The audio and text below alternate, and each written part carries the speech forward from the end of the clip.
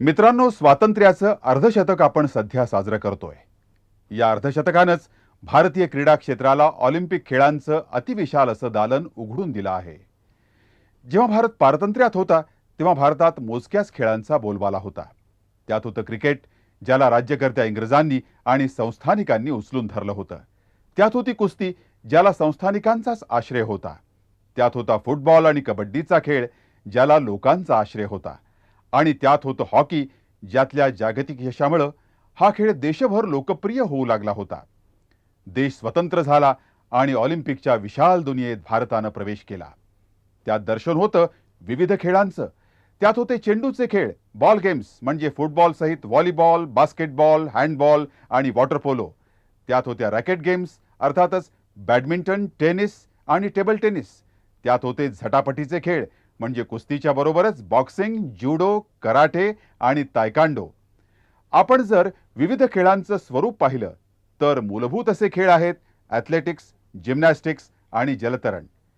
या विविध खेळात आणखी भर पडतेच आहे नेमबाजीच्या खेळांची, म्हणजेच रायफल शूटिंग आणि तीरंदाजी.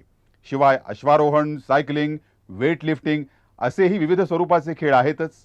त्यांची संख्याही वाढतेच आहे. भारत या खेळातही यश मिळवण्याचा प्रयत्न करतोय. त्या खेळात रस घेणारे क्रीडापटू भारताची ही झेप अधिक अर्थपूर्ण करण्याचा प्रयत्न करतायत. ते अडखळतीलही, पण अडचणींचा सामनाही करतील, कारण त्यांची जिद्द महत्त्वाची आहे.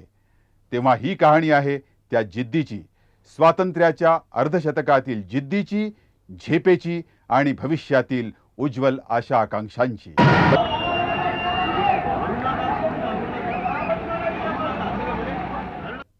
राष्ट्रीय क्रीडा स्पर्धांमध्ये विविध खेळांच्या स्पर्धा एकाच ठिकाणी आणि एकाच राज्यात भरवल्या जातात.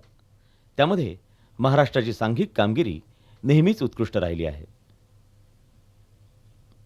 पहिली राष्ट्रीय क्रीडा स्पर्धा दिल्ली इथं 1985 साली भरवली गेली. विविध खेळांच्या 229 स्पर्धा यावेळी पार पडल्या. महाराष्ट्र सर्वप्रथम 52 सुवर्ण, 42 रौप्य आणि 34 कांस्य पदकासह एकूण पदकांची संख्या 128. दुसरी राष्ट्रीय क्रीडा स्पर्धा केरळ इथं 1987 साली पार पडली. विविध खेळांच्या 201 स्पर्धा भरवल्या गेल्या. महाराष्ट्राचा क्रमांक दुसरा. 24 सुवर्ण, 21 रौप्य आणि 18 कांस्य पदकांसह एकूण पदकांची संख्या 63. तिसरी राष्ट्रीय क्रीडा स्पर्धा महाराष्ट्रामध्ये 1994 साली पार पडली. विविध खेळांच्या 288 स्पर्धा भरवल्या गेल्या. महाराष्ट्र पुन्हा एकदा अव्वल स्थानी. 43 सुवर्ण, 44 रौप्य आणि 51 कांस्य पदकांसह एकूण पदकांची संख्या 138. चौथी राष्ट्रीय क्रीडा स्पर्धा कर्नाटकामध्ये 1997 साली पार पडली. यामध्ये विविध खेळांच्या 311 स्पर्धा भरवल्या गेल्या. महाराष्ट्र या स्पर्धेत थोडा मागे गेला, त्यांना चौथा क्रमांक मिळाला. 23 सुवर्ण, 26 रौप्य आणि 31 कांस्य पदकांसह एकूण पदकांची संख्या 80. पुण्यानजीकच्या बालेवाडी इथं खास क्रीडा नगरी उभारून महाराष्ट्रानं देशासाठी नवं क्रीडा दालन खुलं केलं. या स्पर्धेमध्ये खेळांच्या बरोबरच खेळाडूंच्या राहण्याची, जेवणाची, वाहतूक व्यवस्था तसंच पंचांची सर्व व्यवस्था अतिशय काटेकोरपणे पार पाडावी लागते. राष्ट्रीय क्रीडा स्पर्धांमध्ये ॲथलेटिक्स म्हणजे मैदानी खेळांना विशेष महत्त्व आहे. महाराष्ट्राचा आदिल सुमारीवाला हा 100 मीटर्स आणि 200 मीटर्स धावण्याच्या शर्यतीमधला मानबिंदू समजला जातो. अर्जुन आणि छत्रपती पुरस्कारानं सन्मानित झालेल्या आदिलला महाराष्ट्र सरकारनं 1990 साली महाराष्ट्र गौरव पुरस्कार दिला आहे. रमेश तावडे, एडवर्ड सिक्वेरा, गोपाल किड्यूर, लेस्ली लुईस अशा अनेक खेळाडूंची उज्ज्वल परंपरा आदिलनं राखली आहे. या खेळाडूंमुळेच ॲथलेटिक क्षेत्रात महाराष्ट्राला देशामध्ये अग्रस्थान आहे. I started my athletic career in the early 70s at St. Mary's School in Mumbai, and from there I went on to represent Bombay, Maharashtra state and India. I have represented Maharashtra state 15 times. I have won 11 national golds and 7 of them being in a row. Maharashtra has tremendous contribution to Indian sports. There have been legendaries in athletics like Lavi Pinto, Mary D'Souza, Steffi D'Souza, Edward Sequeira, Cuckoo Peters. There are lots and lots of people who've not only run for Maharashtra at the national level but also represented India at the Olympic Games, held national titles, and over a period of time Maharashtra has produced many great athletes, and Maharashtra has always been a force to reckon with at national competitions. भारताच्या स्वातंत्र्याचा सुवर्ण महोत्सवी वर्ष साजरा करीत असताना महाराष्ट्रातील क्रीडा क्षेत्रात दृष्टिक्षेप टाकला असता कुस्ती हा खेळ महाराष्ट्राच्या खेडोपाड्यात मातीत खेळणारा मराठमोळा खेळ पुढे आंतरराष्ट्रीय पातळीवर मॅटवर खेळू लागले आणि आपली परंपरा सोडून खाशाबा जाधवनी ऑलिम्पिकमध्ये ब्रॉन्झ पदकाची कमाई केली. ह्या कुस्तीतूनच निर्माण झालेला आणखी एक खेळ म्हणजेच कबड्डी. कुस्ती आणि कबड्डी या दोन्ही खेळाच्या स्पर्धा देशभरात होऊ लागल्या आणि त्यात सुद्धा महाराष्ट्र अग्रेसर आहे हे मी या ठिकाणी नमूद करू इच्छितो. महाराष्ट्रातील नामवंत मल्ल हिंद केसरी मारुती माने, हिंद केसरी गणपत अंदळकर, रुस्तमे हिंद हरिश्चंद्र बिराजदार. स्वातंत्र्याच्या पहिल्या 20 वर्षात भारतीय कुस्तीचा झेंडा फडकवत ठेवला तो मुख्यतः मराठी मल्लांनीच. त्यानंतर जमाना गाजवला तो मात्र गुरु हनुमान यांच्या उत्तर भारतीय पठ्यांनी. भारतीय स्वातंत्र्याची सुवर्ण जयंती आज आपण साजरी करीत आहोत. यावेळी मला आवर्जून अभिमानाने सांगावेसे वाटते की पहिल्या 25 वर्षात मराठी मातीतील पैलवानांनीच भारतीय कुस्ती गाजवली व आंतरराष्ट्रीय स्पर्धेत नावलौकिक मिळवला. त्या जमान्यात ऑलिम्पिक कुस्ती पदकात सर्वात मोठ्या संख्येने असत ते महाराष्ट्राचेच मल्ल खाशाबा जाधव यांच्यासह मानगावे मास्तर, सर्जेराव सूर्यवंशी, श्रीरंग जाधव, बबन डावरे आदी मराठी पैलवानच होते. त्यांच्यानंतरच्या काळात मारुती माने, गणपत आंदळकर, बंडा पाटील, हरिश्चंद्र बिराजदार, मारुती आडकर, शामराव साबळे हे सारे मराठी मल्ल भारतातर्फे ऑलिम्पिक किंवा जागतिक पातळीवर स्पर्धेतून खेळले. खाशाबा जाधवांचं मला कौतुक वाटतं. त्यांच्या काळात त्यांना मॅटचं ट्रेनिंग हे पाहायलासुद्धा मिळालं नव्हतं आणि त्यांनी मातीवर ट्रेनिंग करून ऑलिम्पिकमध्ये जगात ते 3रा क्रमांक पटकावू शकले. ह्याच्यामुळं आम्हाला त्यांचा अभिमान वाटतो. यापुढे ते चालणार नाही. यापुढे आपल्याला बालवयातील मल्लांना आंतरराष्ट्रीय दर्जाचं तंत्रज्ञान देऊन त्यांना आपण सगळ्या सुखसुविधा आंतरराष्ट्रीय दर्जाच्या दिल्या तरच आपण आंतरराष्ट्रीय स्पर्धेच्या पदकाच्या मालिकेत आपण उतरू शकतो. 1938 ते 1995 दरम्यान राष्ट्रीय अजिंक्यपदासाठी झालेल्या 49 स्पर्धात मुंबई आणि महाराष्ट्राचे पुरुष संघ 14 वेळा अजिंक्य. महिला विभागात 1955 ते 1995 या 40 वर्षातील 40 स्पर्धात महाराष्ट्र 24 वेळा अव्वल. गेल्या 19 वर्षात मात्र कबड्डीत महाराष्ट्राची मोठीच पिछेहाट. 1979 नंतर महाराष्ट्र पुरुष संघास आणि 1982 नंतर महाराष्ट्र महिला संघास राष्ट्रीय विजेतेपद खो देत आहे. भिन्न भिन्न खेळांच्या ज्या प्रगतीच्या घोडदौडी, त्यात कबड्डीची ही घोडदौड ही निश्चितपणे लक्षात घेण्याजोगी आहे. कबड्डीच्या या दृष्टीनं थोडं सिंहावलोकन करताना किंवा मागोवा घेताना आपल्याला हे जरूर लक्षात येईल की या ठिकाणी हा खेळ भारतातल्या भिन्न भिन्न प्रांतामध्ये ज्या सुरात बोलला जात होता, खेळला जात होता आणि आपण पाहत होतो, तो म्हणजे खास करून कर्नाटकामध्ये हाच खेळ चिड्डूगुड्डू म्हणून, तर पश्चिम बंगालच्या भागामध्ये हाडूडुडू म्हणून, तर काही ठिकाणी वंडकली म्हणून. तर ज्या महाराष्ट्रानं या सर्व खेळाच्या प्रगतीच्या बाबतची ऐतिहासिक कामगिरी आतापावेतो केली आणि या खेळाला आज जे अतिशय महत्त्वाचं आणि मोलाचं स्थान निर्माण केलं आहे, त्यात इथे हुतुतू म्हणून हा खेळ ओळखला जात होता. आणि त्या दृष्टीनं प्रारंभी काही अडचणीही आल्या. जेव्हा हुतुतूचं रूपांतर कबड्डीत करताना विविधतेतून एकतेकडे जाण्याच्या दृष्टीनं जी महत्त्वपूर्ण ऐतिहासिक कामगिरी किंवा ऐतिहासिक टप्पा गाठण्याचा जो प्रयत्न झाला तो महाराष्ट्राकडूनच झाला. खो खो 1959-60 ते 1996-97 दरम्यान राष्ट्रीय अजिंक्यपदासाठी झालेल्या पुरुषांच्या 32 स्पर्धात मुंबई आणि महाराष्ट्र दोनदा संयुक्त विजेते आणि 24 वेळा निर्भेळ राष्ट्रीय विजेते आणि 5 वेळा उपविजेते. अंतिम फेरीत स्थान मिळवणं महाराष्ट्राला फक्त एकदाच जमलं नाही. महाराष्ट्र पुरुष संघाच्या तुलनेत महाराष्ट्र महिला संघाचं प्रभुत्व मर्यादित राहिलं. तरीही 31 राष्ट्रीय स्पर्धात महाराष्ट्र महिला 6 वेळा उपविजयी, 2 वेळा संयुक्त विजेते आणि 10 वेळा अजिंक्य. शिवाय विदर्भ महिला 1 वेळा विजेत्या, तर कोल्हापूर महिला 1 वेळा उपविजयी.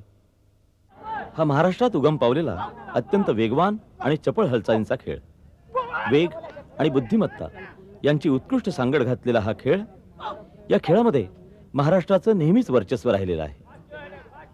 राजा जेस्ते, मधुसूदन झंवर, श्याम पुरोहित, सुनील तांबे, प्रकाश शेठ, सतीश देसाई आणि अगदी अलीकडच्या काळामध्ये श्रीरंग इनामदार, पुष्पराज बागायतकर असे राष्ट्रीय दर्जाचे खेळाडू या महाराष्ट्रानं देशाला दिले. पुढे याच खेळाडूंनी महाराष्ट्रामध्ये छत्रपती पारितोषिक तर देशामध्ये अर्जुन पारितोषिक मिळवून महाराष्ट्राचा झेंडा उंचावत ठेवला. खो खो पाठोपाठ टेबल टेनिसमध्येही महाराष्ट्राचं आणि मुख्यतः राजधानी मुंबईचं भारतात प्रभुत्व राहिलं आहे. 1938 ते 1997 या 60 वर्षात राष्ट्रीय एकेरी अजिंक्यपदासाठी पुरुषांच्या 58 स्पर्धा झाल्या. त्यापैकी 29 वेळा राष्ट्रीय विजेतेपद महाराष्ट्राने मिळवलं, तर महिलांच्या 56 स्पर्धात 21 वेळा महाराष्ट्रीय महिला अजिंक्य ठरल्या. महाराष्ट्रातील हे राष्ट्रीय अजिंक्यवीर पुरुष कापडिया एकदा, उत्तम चंदाराणा 4दा, आशियात अव्वल स्थान मिळवणारा सुधीर ठाकरसी 2दा, अत्यंत शैलीदार गौतम दिवाण 6दा, केवळ 15व्या वर्षी राष्ट्रीय संघात स्थान मिळवणारा जयंत भोरा 2दा, पद्धतशीरपणे खेळणारा फारुख खोदाईजी 2दा, जिद्दी जिगरी नीरज बजाज 2दा आणि 8 वेळा राष्ट्रीय अजिंक्यपद मिळवणारा कमलेश मेहता, तर 1 वेळा अजिंक्यपद मिळवणारे श्रीराम आणि सुजय घोरपडे हे पुरुष गटातले.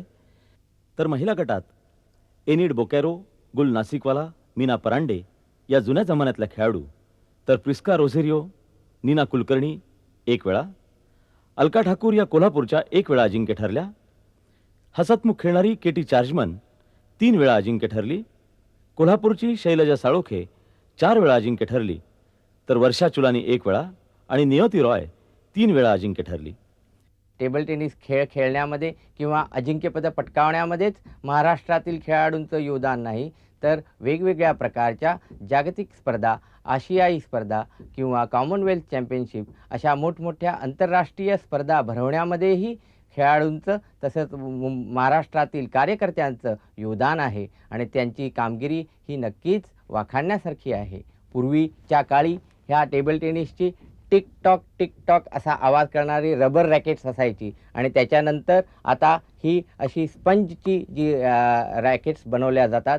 ह्या रॅकेट्स ज्या आहेत ह्या भारतात बनत नाहीत पण परदेशात बनतात. परंतु महाराष्ट्रामध्ये मुंबईमध्ये भारतात ज्या रॅकेट्स दिल्या जातात त्या रॅकेट्स बनवणे, बॉल्स देणे, आणखीन तसेच वेगवेगळ्या प्रकारची टेबल्स जी आहेत ती दिली जातात. आणखीन ती जी बनवण्याचे कारखाने जे आहेत ते मुंबईमध्येच आहेत आणि ह्या भारतात सगळ्या लागणारे जे ही साहित्य आहेत ह्याचं पण जे जरुरी आहे ते आपल्या मुंबईमधून पुरवली जातात. असं हे महाराष्ट्रातील खेळाडूंचं तसंच कार्यकर्त्यांचं तसंच ह्या साहित्य पुरवण्यामध्ये पण महाराष्ट्र अगदी पुढे आहे. राष्ट्रीय टेबल टेनिस स्पर्धेत स्वतःचं वेगळं स्थान निर्माण करणाऱ्या नंदिनी कुलकर्णी गेली 29 वर्ष सतत राष्ट्रीय स्पर्धेत सहभागी होत आहेत. हा एक आगळा वेगळा असा विक्रम आहे. महाराष्ट्रानं 1974 साली राष्ट्रीय स्पर्धेवर बहिष्कार घातला होता तेवढंच एक वर्ष नंदिनी खेळल्या नाहीत. आणखीन 10 वर्ष तरी मी नक्कीच खेळीन असं मला वाटतं, कारण हल्ली आता वेटरनच्या सुद्धा मॅचेस म्हणजे नॅशनल लेवलवरच्या मॅचेस कंडक्ट केल्या जातात आणि त्याच्यामध्येच मी आता भाग घ्यायला सुरुवात केली आहे. तर त्यामुळे त्याच्यात अनेक ग्रुप्स आहेत 40 to 50, 50 to 60, 60 to 70 असे. तर त्यामुळे आता मला असं वाटतं की आता 70 वर्षापर्यंत सुद्धा मी खेळायची तयारी ठेवलेली आहे. गेल्या 50 वर्षामध्ये टेबल टेनिस खूपच बदललेलं आहे.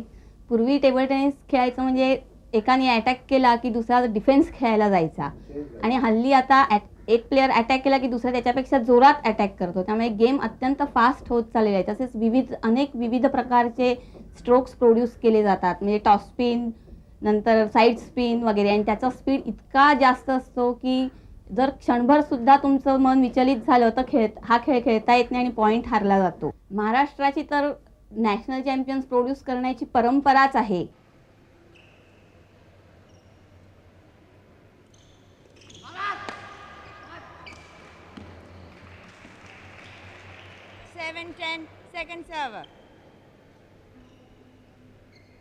या 50 वर्षाचा आपण जर एकंदरीत आलेख पाहिला तर मला तरी असं फार अभिमानाने सांगायला लागेल की सगळ्याच दृष्टीने प्रगती आहे. संत गतीने का होईना पण प्रगती नक्कीच आहे. आपण अशी आशा करूया की आपण ह्याच्या पुढे आपण लॉंगर स्ट्राईड घेऊन आपण प्रगतीची गती वाढवून आपण सगळ्या दृष्टीने एक जगातील एक उत्कृष्ट राष्ट्र ठरावं अशी मनोमन इच्छा आहे. 80 कोटी 90 कोटींच्या लोकांमध्ये एकही पदक विजेता नाही हे म्हणणं जेवढं सोपं तेवढंच त्याच्या दृष्टीने झेप घेणं, त्याच्या दृष्टीने वाटचाल करणं तेवढंच कठीण आहे आणि त्याच्यासाठी आपल्या आता बरीच चर्चासत्र झालेली आहेत. Maharashtra has contributed in a very big way in the development of all sports. I think basically it's because the people have been very sports minded. They have had the facilities, they have had the infrastructure from the beginning. So it's no wonder that Maharashtra has produced the best sports persons and also the best infrastructure over the years, and their contribution has been tremendous. Of course, subsequently in the last 2 decades, other states have also caught up. But Maharashtra, with especially Bombay being the commercial capital, I think a lot of activities are confined to Maharashtra, and their contribution cannot be measured in any small way. And I must admit that Maharashtra has played a very big role in the development of Indian sports over the last 50 years. Volleyball राष्ट्रीय स्पर्धात महाराष्ट्र संघानं फारशी चमकदार कामगिरी केली नसली तरी अनेक राष्ट्रीय आणि आंतरराष्ट्रीय दर्जाचे खेळाडू देशाला दिले आहेत. महाराष्ट्राच्या पुरुषांनी 1980 साली बडोद्याच्या तर 1995 साली चेन्नईच्या राष्ट्रीय स्पर्धात उपांत्यपूर्व फेरीपर्यंत मजल मारली आहे, तर महिलांचा संघ नेहमीच उपांत्यपूर्व फेरी गाठतो. 1990 साली मुंबईच्या राष्ट्रीय स्पर्धात महाराष्ट्राच्या मुलींनी 3रा क्रमांक मिळवला, तर 1992 साली शिवकाशी येथील फेडरेशन कप जिंकून मानाचं पान मिळवलं. महाराष्ट्रानं दिलेले आंतरराष्ट्रीय खेळाडू: महिला ज्योत्स्ना गरडे, हेमलता उरसळ, वैशाली फडतरे; पुरुष संजय नाईक, राजन नायर, दत्तात्रय मोरे, पांडुरंग पाटील, मामदयाळ, शिवभद्र रिगळ, शेख. आणि आंतरराष्ट्रीय पंच हणमंत कुलकर्णी, रतन पठारे, डॉक्टर भीमाशंकर राजमाने आणि अजित रानडे.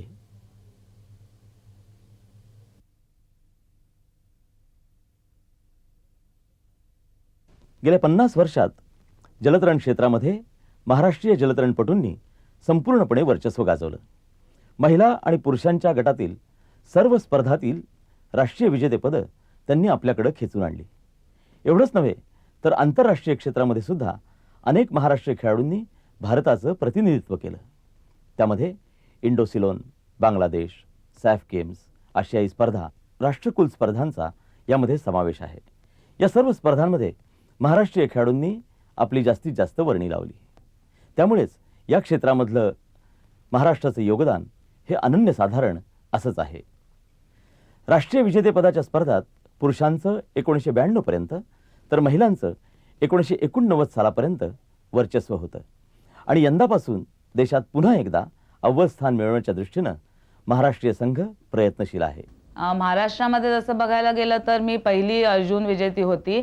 1975 सालाचा अर्जुन पुरस्कार मला मिळाला होता आणि माझ्यानंतर पर्सिस मादन आणि मग अनिता सूदने एका पाठोपाठ एक हे अवॉर्ड मिळवलं. आता माझे जे रेकॉर्ड्स होते ते अनिता आणि पर्सिसने त्याच्यानंतर ब्रेक केले. आणखीन आमची जी ट्रेडिशन होती महाराष्ट्र जिंकायचं ते त्यांनी चालू ठेवली होती. हे सगळं 1990 पर्यंत चालूच राहिलं. म्हणजे तोपर्यंत लोकांनी दुसरे कुठच्याही स्टेटचं नाव ऐकलंच नव्हतं. महाराष्ट्र म्हणजे जिंकणारच मुलींच्या बाबतीत. तर राईट फ्रॉम म्हणजे जवळजवळ 40 वर्ष आम्ही जिंकत गेलो. महाराष्ट्र स्टेट ऑलवेज नॅशनल्सला ट्रॉफी घेऊनच यायचे. आता हे 1990 पल्लवी शेट्टी आणि नॅटली पेडरपर्यंतच हे आलं. तर ह्याच्यानंतर एक गॅप पडली आहे जी आता परत झेबा वाडियापासून चालू झालं. ह्याच वर्षी सिनियर नॅशनल्सला झेबा वाडियाने 2 सुवर्णपदकं जिंकून ती आली आहे. तर आता मला असं वाटतं की ते कंटिन्यू राहावं. महाराष्ट्र जलतरणात सगळ्यात पहिल्या नंबरवर आहे. म्हणजे 50 वर्षापासून तुम्ही जर स्विमिंग म्हणा किंवा वॉटर पोलो म्हणा किंवा इंग्लिश चॅनल स्विमिंग म्हणा ह्याच्यामध्ये महाराष्ट्राचे सगळे स्विमर्स वगैरे आणि वॉटर पोलो प्लेयर्स सगळ्यात नंबर 1 आहेत. महाराष्ट्राच्या नेमबाजांनी आत्तापर्यंत खूपच भरीव कामगिरी केलेली आहे. शरद चव्हाण, अशोक पंडित हे पिस्तूल शूटर्स होते. त्यांच्याबरोबर धीरेन भाटिया, राज खालिद, रेशम ठाकूर हेही चांगले पिस्तूल शूटर्स आम्हाला मिळाले. त्यामुळे कामगिरी खूपच चांगली झाली. त्यानंतर आमच्याकडे रायफल शूटिंगमध्ये पुष्कळ कमतरता होती.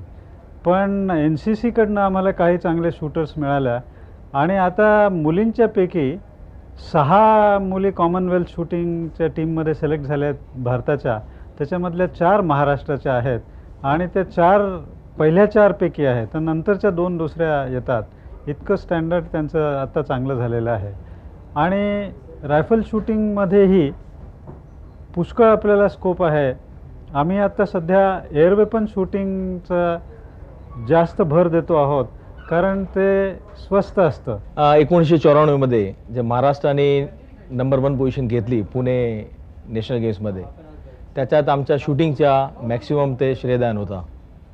तुम्ही सगळ्यांना माहीत असेल की माझा स्वतःचा परफॉर्मन्स ते 8 गोल्ड मेडल, 1 सिल्वर आणि 1 ब्रॉन्झमुळे आणि बाकी आमची इतर शूटरांच्या पण चांगल्या परफॉर्मन्समुळे मॅक्सिमम मेडल जे आम्ही शूटिंगला जिंकले. त्यामुळे महाराष्ट्राचा नंबर 1 आला. आणि शूटिंगमध्ये आमच्या इन महाराष्ट्र दुसरी क्रीडापेक्षा आम्ही फारच चांगला आमचा परफॉर्मन्स आहे आणि आम्ही डॉमिनेट करत आहे.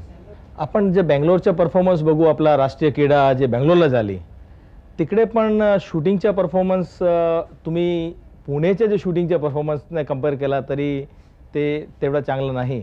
पण तुम्ही इतर डिसिप्लिन म्हणजे इतर क्रीडांनी तुम्ही बघितलं तर माहीत पडेल की शूटिंगनी बेंगलोरमध्ये पण फारच चांगली कामगिरी केलेली आहे. आणि त्यामुळे जे आम्ही महाराष्ट्रामध्ये म्हणजे महाराष्ट्राचे शूटिंग जे टीम होती त्यांना 2nd पोझिशन मिळाली.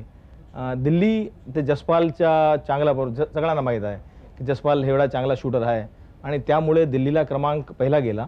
पण नंतर महाराष्ट्राचा नंबर जे दुसरा आला ते शूटिंगला ते श्रेय द्यायला लागेल.